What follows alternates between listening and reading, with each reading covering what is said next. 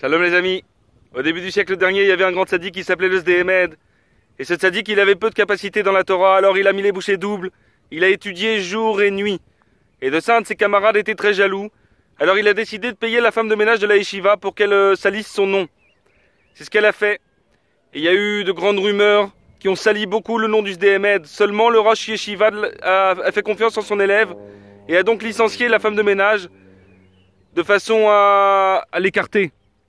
Plus tard, la femme de ménage a contacté le Sdehemed pour lui raconter la vérité et lui a dit le nom de la personne qui avait payé pour salir son nom et lui a demandé de le faire en sorte de la réintégrer dans la yeshiva.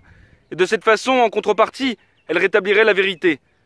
D'un côté, le Sdehemed s'est dit qu'il allait pouvoir rendre propre son nom, rétablir la vérité, mais de l'autre côté, il allait salir une personne, celui qui avait payé pour salir son nom à lui-même, et que, à cause de cela, cette personne aurait une grande honte.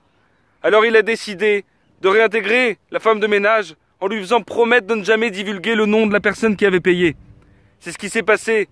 De cette action-là, il nous dira plus tard qu'il a ressenti une grande kedusha, un grand rapprochement avec Hachem, que toutes les portes de la compréhension se sont ouvertes et que c'est ce qui lui a permis, cette action-là, de pouvoir écrire tous les livres qu'il a écrits et qui ont opéré un grand rapprochement dans le Ham Israël. De cela, on apprend maintenant que le Sdehemed, il avait compris qu'Hachem était derrière ce maasé, cette action, et qu'il avait compris que ça ne servait à rien de se venger, mais au contraire, qu'il devait faire le bien de façon à pouvoir opérer un grand rapprochement avec Hachem. Et c'est ce qu'il a fait, et la récompense a été grande. Hachem, il ne permet même pas à une personne de lever le petit doigt s'il ne le veut pas. Et c'est ça qu'on doit comprendre.